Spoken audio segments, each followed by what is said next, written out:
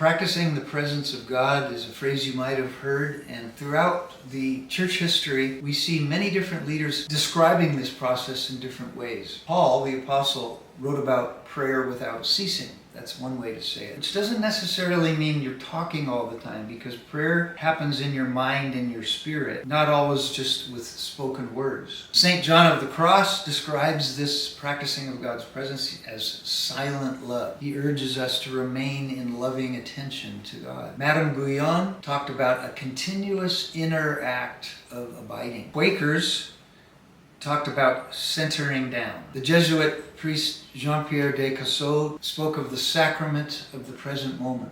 In every moment that you're engaging with a certain person or activity, it's an opportunity to invite God into that. A.W. Tozer talked about habitual conscious communion. He said, at the heart of the gospel is a redeemed Christian consciousness. God is waiting for his people to push into the conscious awareness of his presence. And Dallas Willard referred to this state of being as the with God life. Everything we do is with God. And Brother Lawrence, so famous for the phrase practicing the presence of God, tells us that it's really not rules-based. It's really not a strict adherence to a technique. He says this: stop putting your trust in human rules, devotional exercises, and acts of penance. Instead, exercise a living, obedient faith in God. Live as though he were there beside you all the time, as indeed he is.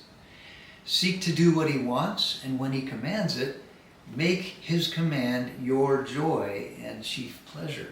The person who lives this like this will be fully human, completely Christian, and genuinely happy. And this quote from Brother Lawrence also reminds me of the words of Jesus that are repeated in the book of John several times.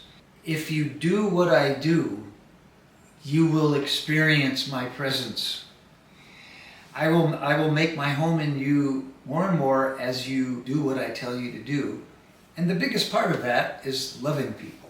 That's the number one command of God, of course. So immerse yourself in God things, feed your spirit with healthy input, engage in righteous activities, and then you will more and more be inclined to do what he wants you to do, and you will find happiness.